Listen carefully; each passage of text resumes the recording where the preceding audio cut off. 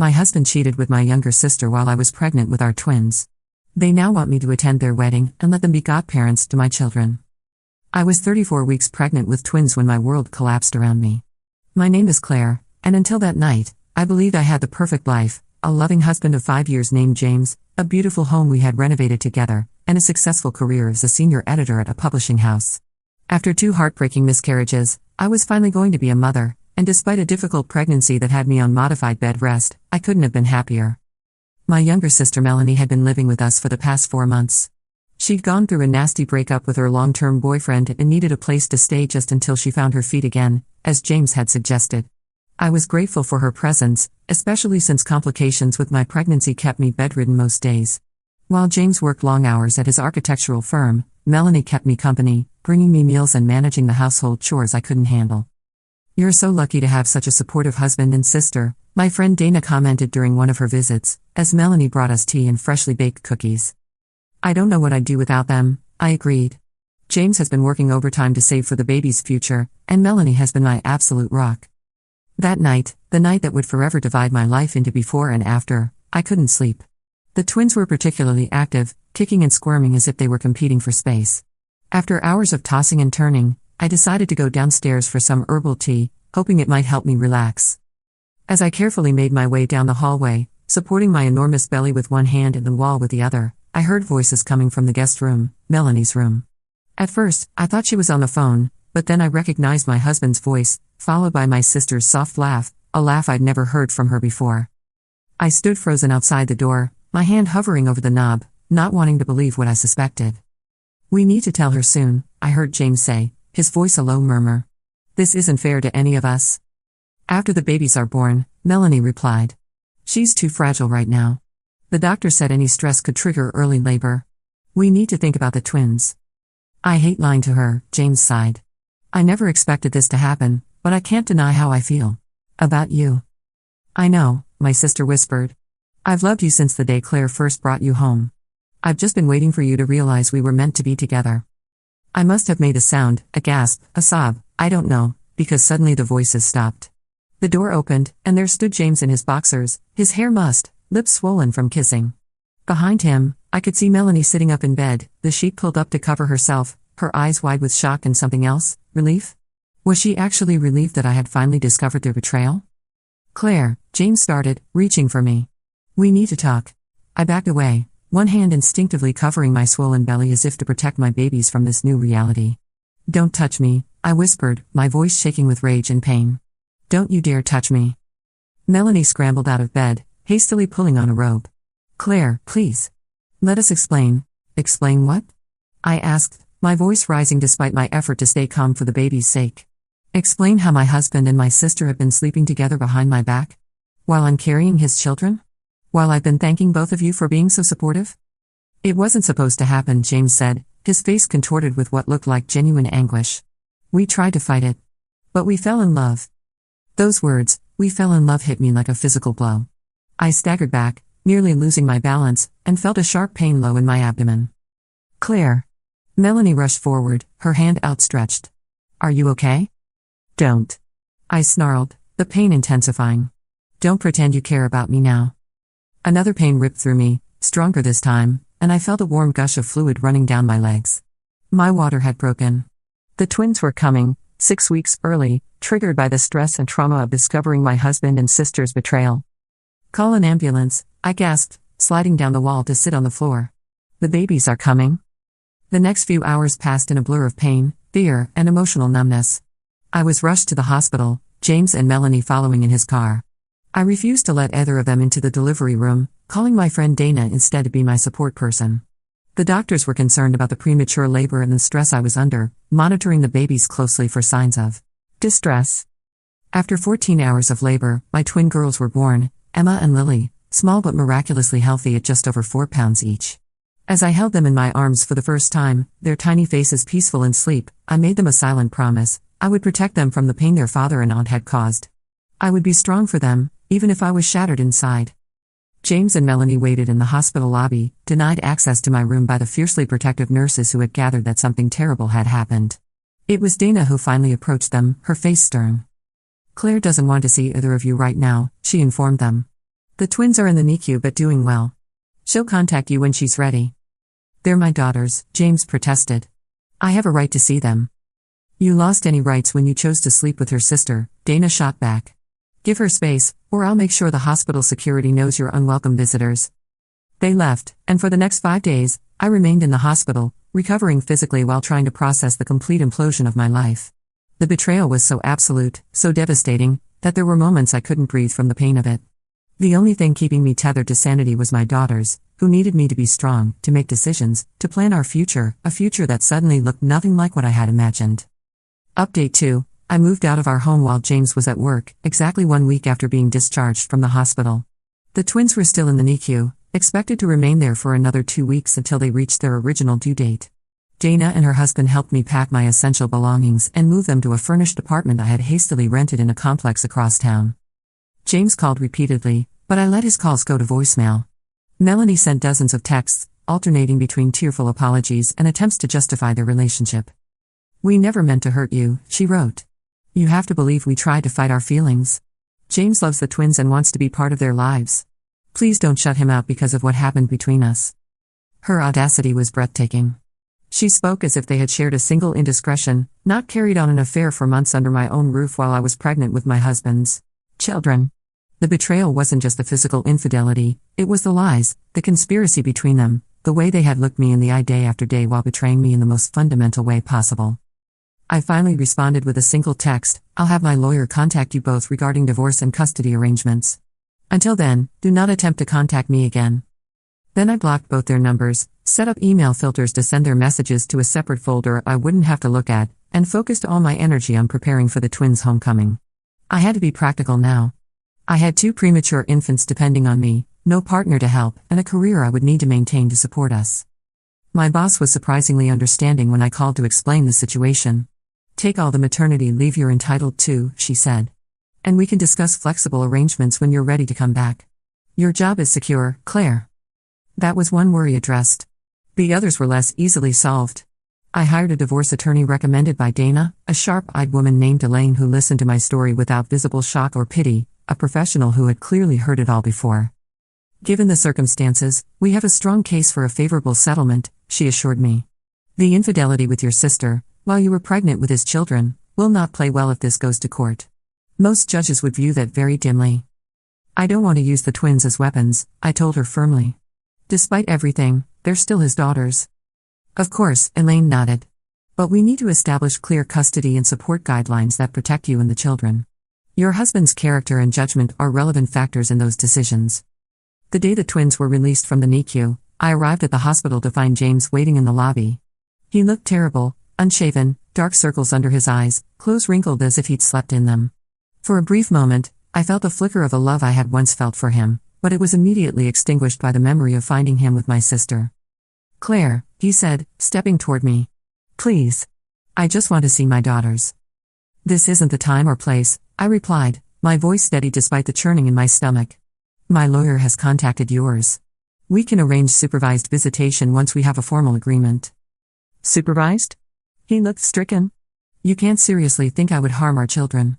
I don't know what you're capable of anymore, I said quietly. You managed to hide an affair with my sister for months. You lied to my face every day. Why should I trust you with something as precious as our daughters? Because I'm their father, he insisted, his voice rising enough that a security guard glanced our way. What happened between me and Melanie was wrong, I know that. But it doesn't change how I feel about Emma and Lily. What about how you feel about me? I asked, genuinely curious despite myself. Did you ever love me at all? He looked away, unable to meet my eyes. Of course I did. I still care about you, Claire. But with Melanie, it's different. It's a connection I've never felt before.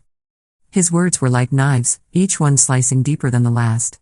The worst part was that I believed him. The love in his eyes when he spoke about my sister was real, the kind of love I thought he had felt for me, the kind I had certainly felt for him. My lawyer will contact yours, I repeated, moving past him toward the elevators. Please respect my wishes and stay away until we have a legal agreement in place. The first month with the twins at home passed in a fog of sleepless nights, endless diaper changes, and pumping breast milk at all hours. The twins developed colic, taking turns screaming inconsolably for hours. I called the pediatrician so often that I memorized the nurse's voice, and on particularly bad days, I would set the babies in their cribs, go into the bathroom, turn on the shower to muffle the sound, and cry until I had no tears left. Through it all, I refused to contact James or Melanie, communicating only through my attorney. James had agreed to generous child support and was pushing for regular visitation rights. Melanie had apparently moved into our old house with him, a detail I learned when a mutual friend called to check on me. "I thought you should know," Tessa said hesitantly. "They're not being subtle about their relationship." Melanie posted something on social media about starting a new chapter with James.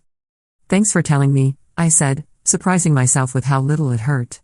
Perhaps I had reached the limit of pain I could feel, or maybe I was just too exhausted to care anymore. 2 months after the twins came home, when they were finally sleeping for longer stretches and the colic had subsided, I agreed to let James have his first supervised visitation. We met at a family resource center, a neutral location with trained staff present to monitor interactions. James arrived early, bearing gifts for the twins and looking nervously eager. He had shaved, dressed nicely, clearly trying to make a good impression. When he saw the twins, now plump and alert at 4 months old, his eyes filled with tears. "They're so beautiful," he whispered, kneeling beside the stroller. "They look just like you." "Lily has your eyes," I found myself saying, surprised by the civility in my own voice. "And they both have your ears." For 2 hours, I watched as James awkwardly learned to hold the twins, his large hands tentative as he supported their heads, his face lighting up when Emma gripped his finger. Despite everything, he was still their father, and they would need him in their lives. I could hate him for what he'd done to me while still acknowledging that truth. As the visit ended, he helped me pack up their diaper bag, a strange echo of the partnership we once shared. "Thank you for this," he said quietly. "I know you didn't have to agree." "I'm not doing it for you," I replied. "I'm doing it for them. They deserve to know their father." He nodded, then hesitated before adding, "Melanie asks about them too. She's their aunt, Claire. She loves them." The tentative peace I had maintained crumbled instantly. "Don't," I warned, my voice tight. "Don't you dare bring her into this. She is nothing to them anymore. She made her choice." "She's still your sister," he pressed. "Family is complicated, but—" "She is not my sister," I interrupted, hands shaking as I fastened the twins into their car seats. "And if you ever want a chance at co-parenting with me, you will never mention her to me again. Are we clear?" He stepped back, nodding slowly. "I understand. I won't bring her up again." 6 months after the twins were born, I returned to work part-time, arranging with my publisher to edit manuscripts from home 3 days a week.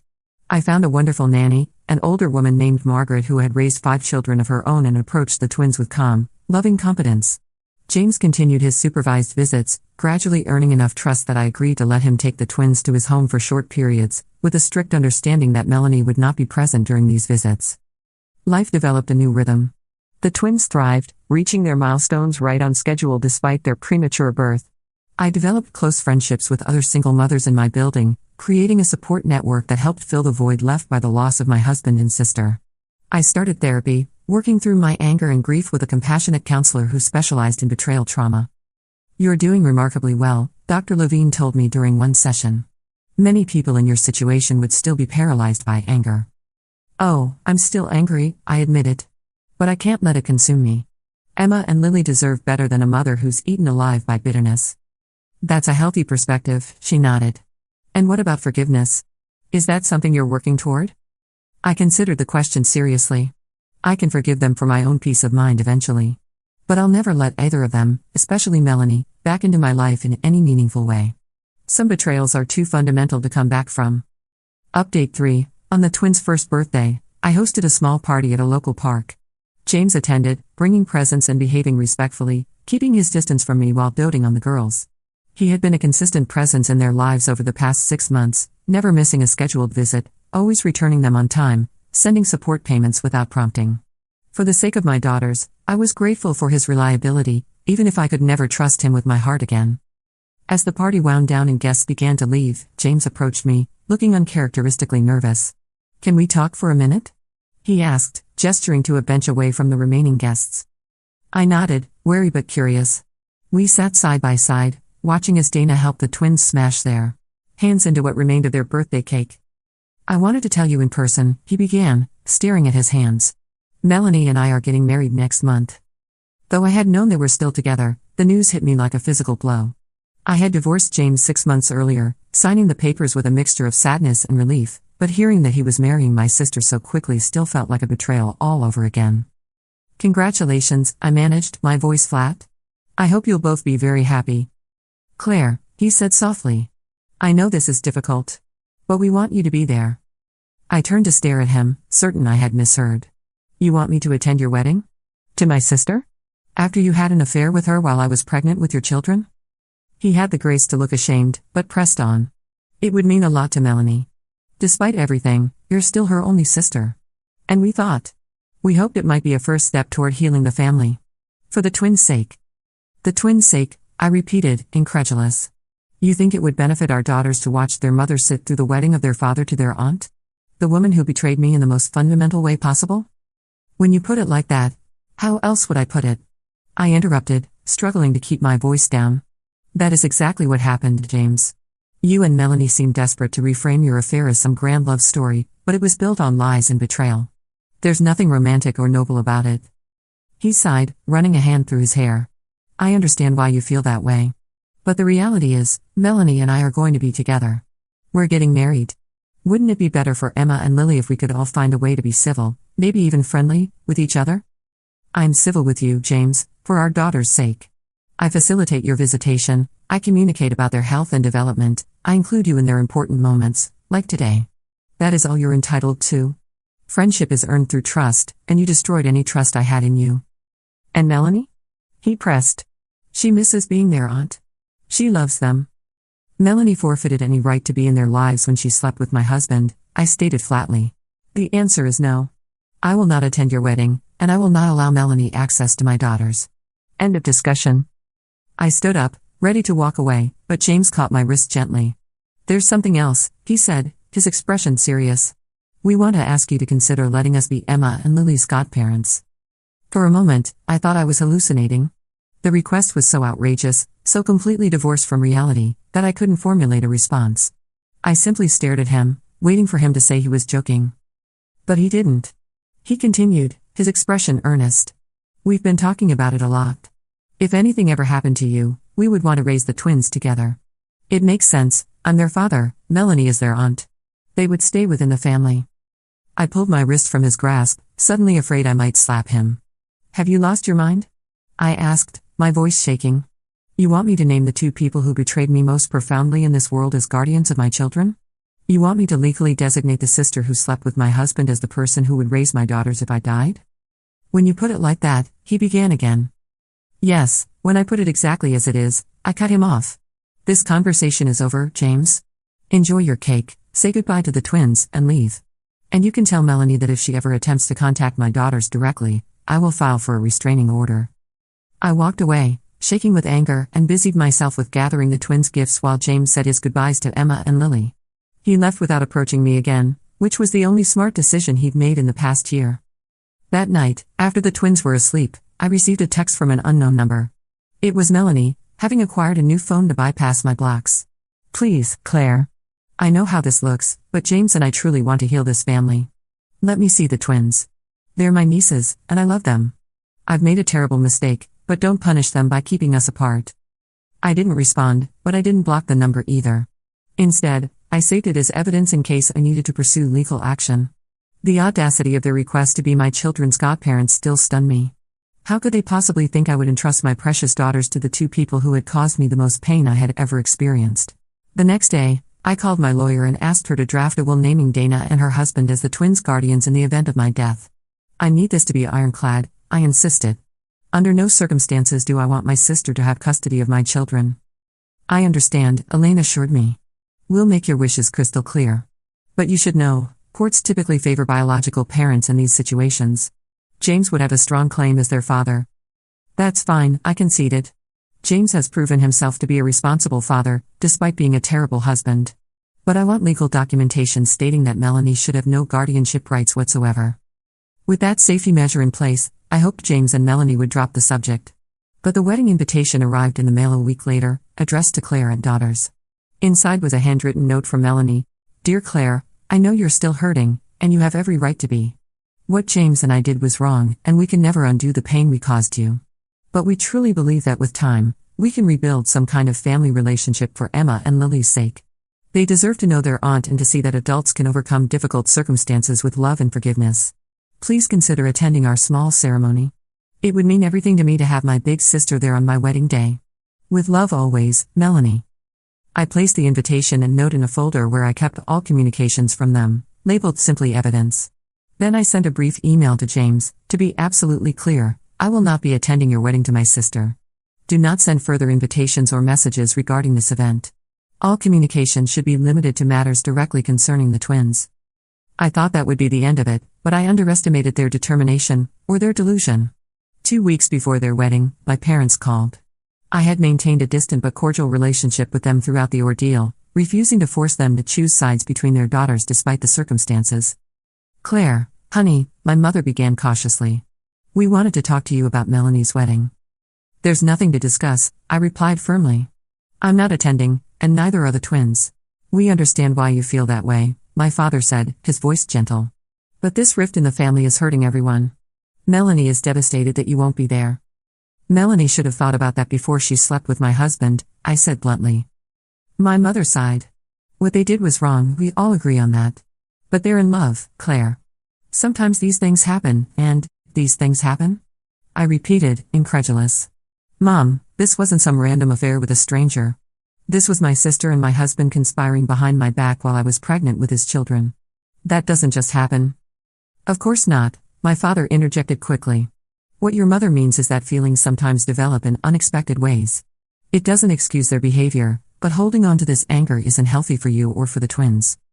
I realized then that my parents had bought into James and Melanie's narrative completely. In their minds, this was a regrettable but ultimately forgivable situation, a messy bit of family drama that would eventually blow over. They couldn't, or wouldn't, acknowledge the depth of the betrayal or the permanent damage it had done. I'm not angry, I told them, with more patience than I felt. I'm protecting myself and my daughters from people who have proven they can't be trusted. That's not anger, that's self-preservation. But they're still family, my mother insisted. The twins should know their aunt. And James is their father. James sees the twins regularly, as you know. As for Melanie, she stopped being family the moment she chose to betray me in the worst possible way.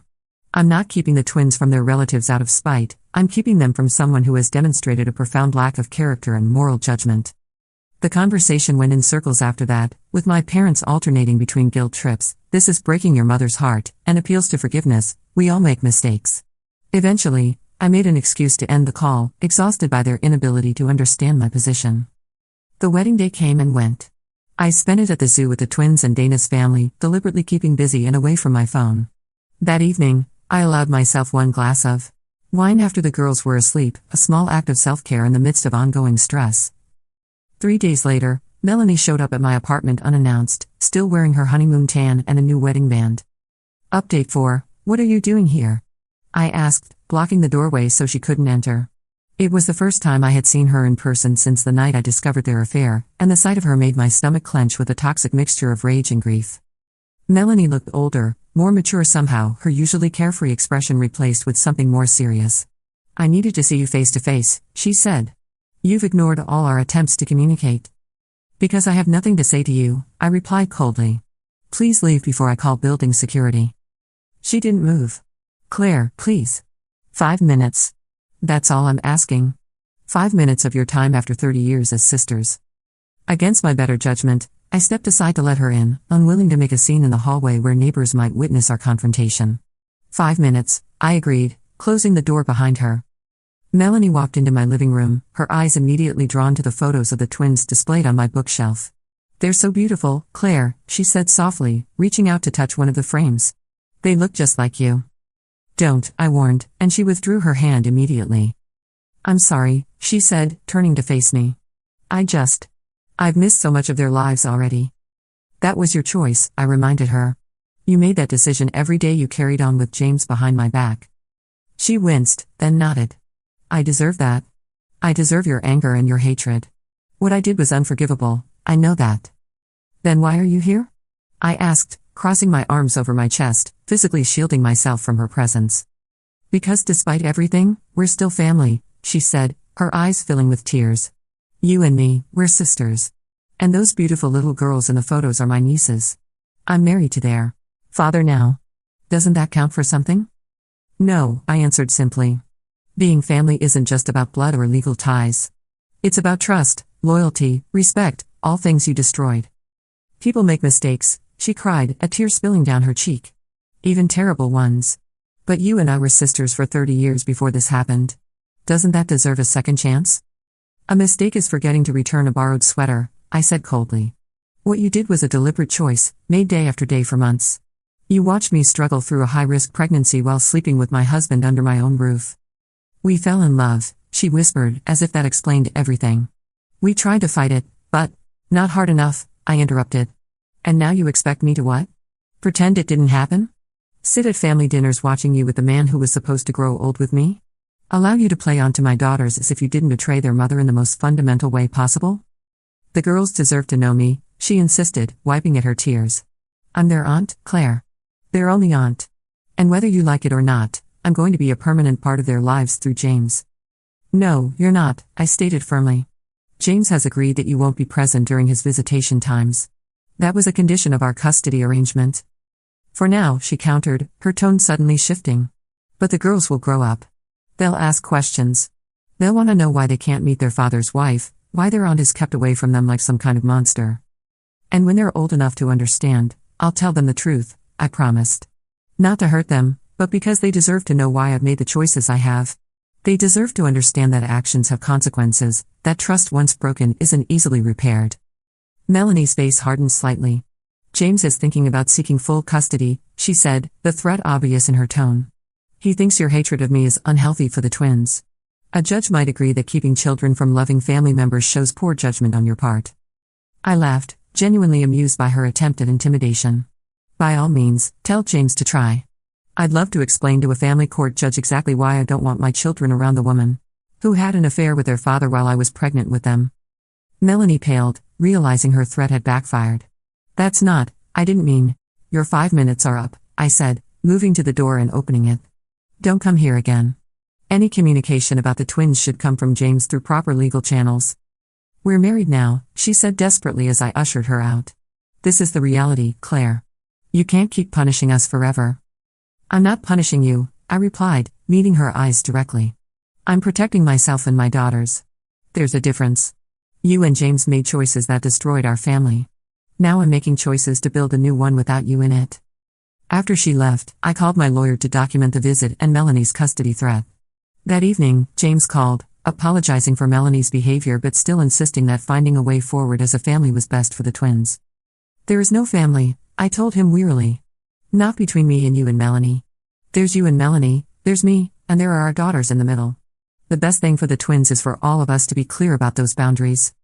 But they'll grow up with such division, he argued. Separate holidays, separate celebrations. Don't you want more for them? What I want is for them to grow up with a mother who has enough self-respect not to maintain close relationships with people who betrayed her, I replied. What kind of example would I be setting if I pretended everything was fine? If I taught them that loyalty means nothing, that betrayal comes without consequences? He was silent for a long moment. I never meant to hurt you, Claire. Neither did Melanie. We truly believed we could fight our feelings, that they would go away. By the time we realized they wouldn't, it was too late. We were already in too deep. That's the problem, James, I said quietly.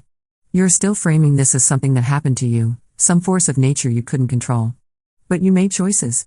Every day, every time you slipped into Melanie's room, every time you lied to my face, you chose to betray me. Own that, at least. You're right, he admitted, surprising me.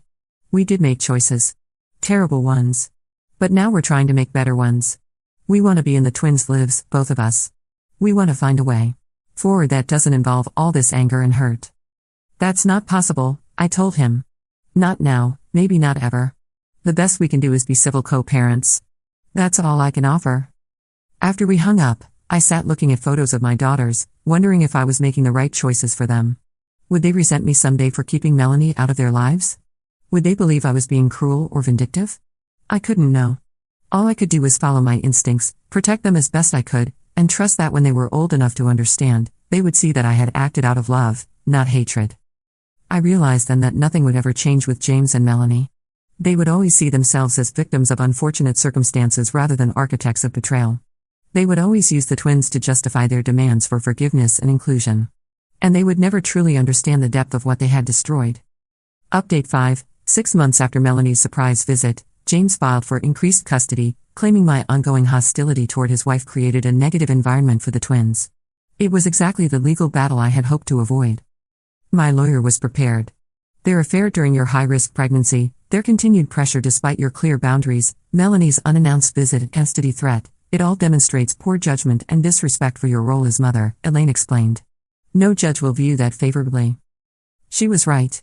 The judge not only maintained our existing custody arrangement but added a specific clause prohibiting James from bringing Melanie to pickups or drop-offs without my explicit consent, and barring him from attempting to force a relationship between Melanie and the twins against my wishes.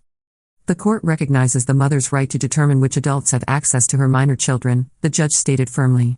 Particularly given the circumstances that led to the dissolution of this marriage. James was furious but had no choice but to comply. Melanie sent one final email after the ruling. I hope someday you'll find peace, Claire.